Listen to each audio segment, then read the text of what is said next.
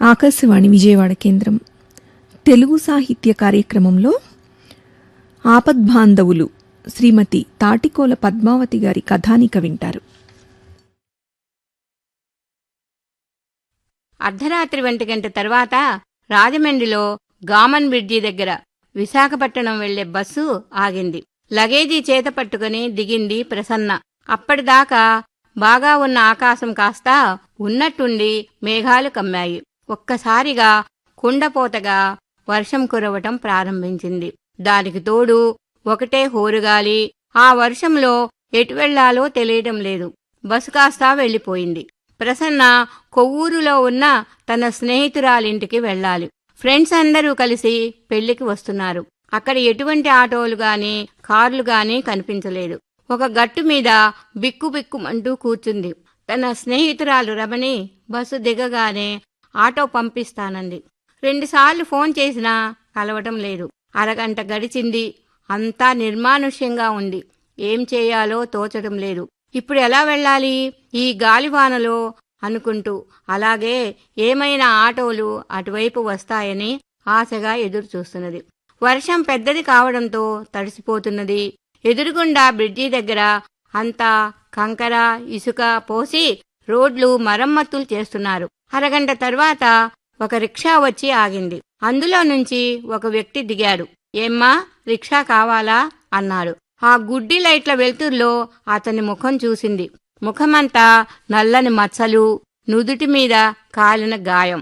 ఆ చలికి తట్టుకోలేక నోట్లో బీడి ఎర్రగా కాలుతూ కనిపిస్తున్నది. మాసిపోయిన బనియన్ మీద ఎర్ర తువాల గళ్లలుంగి కట్టుకుని ఉన్నాడు. రిక్షా కావాలా అమ్మా అన్నాడు మళ్ళీ. పైనేమో టాపు సరిగా లేదు. అంతా పాత రిక్షాలాగా ఉన్నది. ఇందులో ఎక్కితే సరిగ్గా చేరుకుంటానో లేదో, ఎందుకులే మరి కాసేపు ఉంటే ఏదైనా వాహనం ఇటు రావచ్చు అనుకుని ఎదురు చూస్తున్నది. అతడు మళ్లీ వచ్చి అడిగాడు. ఎక్కడికి వెళ్లాలో చెప్పండమ్మా, నా రిక్షాలో తీసుకువెళ్తాను అన్నాడు. ఈ సమయంలో మరి ఏ ఆటోలు ఇటువైపుకి రావు అన్నాడు కూడా. ఇంతసేపు వానలో ఉండి తడుస్తూ ఆ రిక్షాలో వెళ్లడం కన్నా కాసేపు ఇక్కడే ఉంటే మంచిది. అతని మీద నమ్మకం కుదరలేదు ప్రసన్నకి. మనిషిని చూస్తే అతను మంచివాడు కాదని అంచనా వేసుకుంది. 4 గంటల సమయంలో అటుగా వెళ్తున్న ఓ కారు వచ్చి ఆగింది. ఎక్కడికి వెళ్ళాలి అడ్రస్ చెప్పమన్నాడు కారు డ్రైవర్. ఆ చీకట్లో కారులో ఎవరున్నారో కూడా తెలియలేదు. కొవ్వూరు సాయిబాబా గుడి దగ్గర అని చెప్పింది.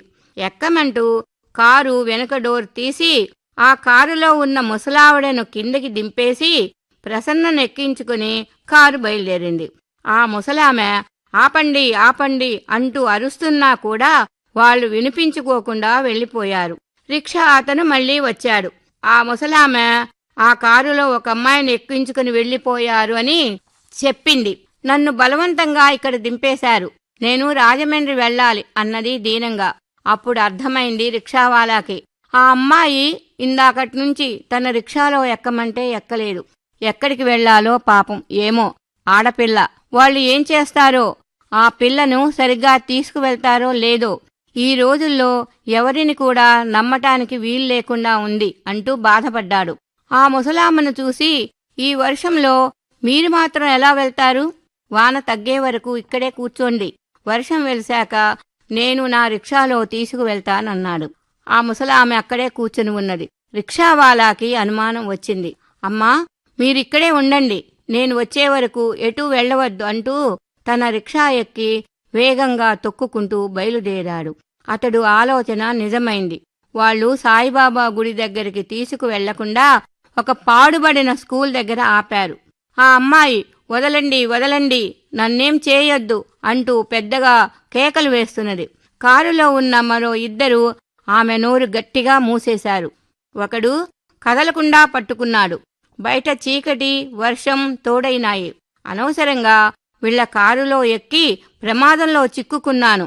ఆ రిక్షా ఎక్కినా బాగుండేదేమో అనుకున్నది ప్రసన్న భయంగా. అంత దూరంలో రిక్షా ఆపాడు.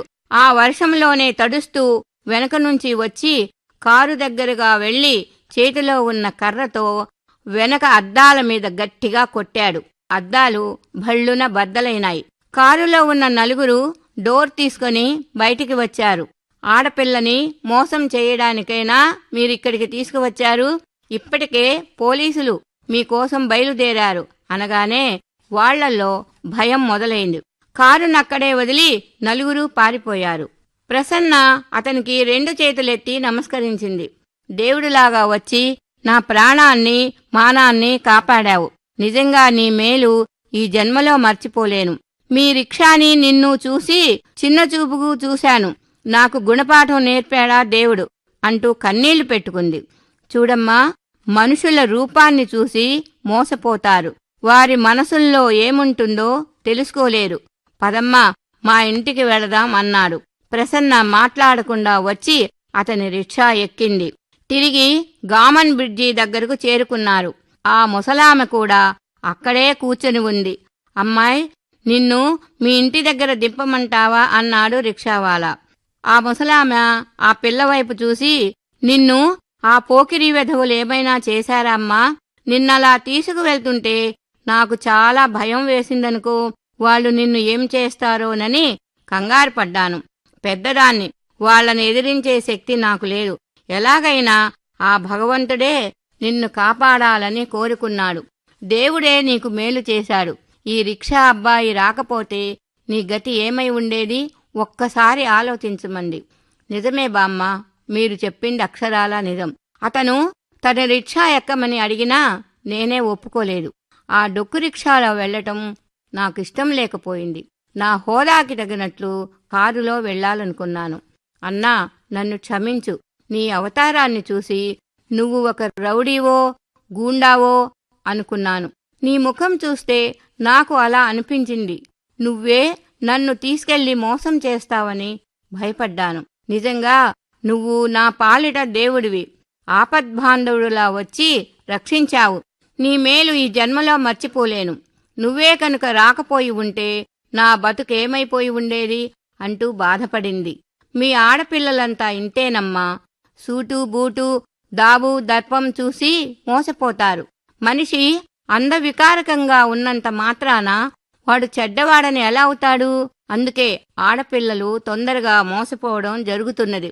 ఇప్పటికైనా చెబితే మీ ఇంటి దగ్గర దింపుతానన్నాడు. చూడమ్మాయ్, నిన్ను చూస్తుంటే నా మనవరాలే గుర్తుకు వస్తున్నది. నీలాగా అందంగా ఉంటుంది, బాగా చదువుకున్నది. డబ్బున్నవాడినని చెప్పి దాన్ని మోసం చేసి వలలో వేసుకున్నాడు. ఆ పిల్ల వాడితో వెళ్ళిపోయింది. 6 నెలలు గడిచాక వాడి మోజు తీరింది. వాడు ఒక దౌర్భాగ్యుడని తెలిసింది. పైసా సంపాదన లేదు, ఆస్తి ఉన్నదని నమ్మించాడు. ఆ పిల్లని నానా చిత్రహింసలు పెట్టేవాడు. ఆ బాధను భరించలేక నదిలోకి దూకి ఆత్మహత్య చేసుకుంది. అప్పట్నుంచి వాళ్ళమ్మ పిచ్చిదైపోయింది. నేను ఇలా చెప్తున్నానని అనుకోకు. ఆడపిల్లల తల్లిదండ్రులు కళ్ల ముందు తమ పిల్లల జీవితాలు నాశనమైపోతుంటే చూస్తూ ఎలా ఉండగలరు? కడదాకా వాళ్ల కలల్ని కూల్చకూడదమ్మా. చిన్నప్పుడు పట్టుకున్న ఆ చేతుల్ని వదిలి ప్రేమించిన వాడి కోసం వెళ్ళిపోవడం న్యాయమా? నా మనవరాలికి జరిగిన అన్యాయం మరెవ్వరికీ జరగకూడదు అని నీతో చెప్పాను. ఆడపిల్లవు, జాగ్రత్తగా ఉండమ్మా అంటూ తన గుండెల్లో దాగిన బాధని వెళ్లబోసుకుంది. ప్రసన్న బామ్మగారికి 2 చేతులెత్తి నమస్కరించింది. మీ ఇద్దరిని చూస్తుంటే ఆపద్బాంధవుల్లా ఉన్నారు. పరాయి మనిషి ఆపదిలో ఉంటే మనకెందుకులే అనుకోకుండా నాకు హితోపదేశం చేశారు. నేను నిజంగా అదృష్టవంతరాలిని. అన్నా, నన్ను రాజమండ్రి బస్టాండులో దింపు. నేను బస్సు ఎక్కి మా ఊరి వెళ్ళిపోతాను అన్నది. మీ వాళ్ళింటికి వెళ్ళవా అమ్మా అన్నాడు. ఇప్పుడు నాకు వెళ్ళాలనిపించడం లేదు. నేను మా ఇంటికే వెళ్ళిపోతాను అన్నది. ఆ ముసలామెతో పాటు ప్రసన్నని ఆ రిక్షాలో ఎక్కించుకుని బస్టాండులో దిగబెట్టారు. 10 నిమిషాల్లో గుంటూరు బయలుదేరిపోతున్న బస్సు రెడీగా ఉన్నది. నీ మేలు ఎప్పటికీ మర్చిపోలేను బామ్మ అంటూ బస్సెక్కి కూర్చున్నది. ప్రసన్న మనసు ఇప్పుడు వర్షం వెలిసిన ఆకాశంలాగా ఉన్నది. మనసు కూడా ప్రశాంతంగా ఉంది. బామ్మ చెప్పిన మాటలు నిజంగా వినకపోయి ఉంటే తన జీవితం బుగ్గిపాలయ్యేది. ఆ మోసగాడి మాటలు నమ్మి స్నేహితుల పెళ్లి కోసం వచ్చి అతనితో కలిసి తిరిగి వెళ్ళిపోవాలనుకున్నాను. కొన్నాళ్లుగా అతను ప్రేమ ప్రేమ అంటూ నా వెంట పడ్డాడు. అమ్మా నాన్న తన కోసం కష్టపడి చదివించి ఇంత దాన్ని చేశారు. సంవత్సరం క్రితం ప్రేమించిన వాడితో తల్లిదండ్రులకు చెప్పకుండా వెళ్ళిపోవడం న్యాయమా? నిజంగా అతను మంచివాడైతే మా ఇంటికి వచ్చి అమ్మా నాన్నలతో మాట్లాడి మా పెళ్లి జరిపించమని అడిగేవాడు. నన్ను ఒంటరిగా రమ్మన్నప్పుడే ఆలోచించలేకపోయాను. అతన్ని నమ్మి వెళ్ళి ఉంటే నిజంగా నేను మోసపోయేదాన్ని. తల్లిదండ్రుల్ని మోసం చేసినందుకు నాకు తగిన శాస్తి జరిగి ఉండేది. అమ్మా, నాన్న, నన్ను క్షమించండి. ఎప్పుడూ చెబుతూ ఉంటారు మీరు, ఆడపిల్లవు జాగ్రత్తగా ఉండు, ఎవరిని పడితే వాళ్ళని నమ్మకు అంటూ ఎన్నోసార్లు చెప్పారు. ప్రేమ మైకంలో పడి మీ మాటలు పెడచెవిన పెట్టాను. నాలాంటి ఆడపిల్లలు ఊహల్లో తేలిపోయి బ్రతుకుతారు. నిజమైన ప్రేమ అనుకుంటారు. నా కళ్ళు తెరిపించారు ఆపద్బాంధవులు.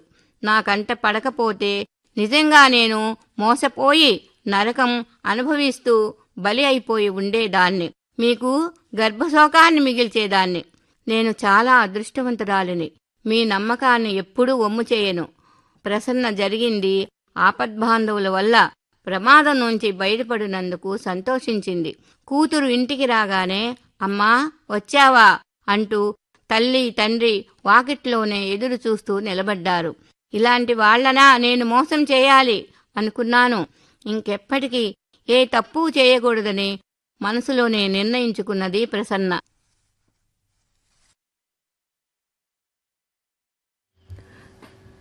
మీరింతవరకు తెలుగు సాహిత్య కార్యక్రమంలో ఆపద్బాంధవులు శ్రీమతి తాటికోల పద్మావతి గారి కథానిక విన్నారు.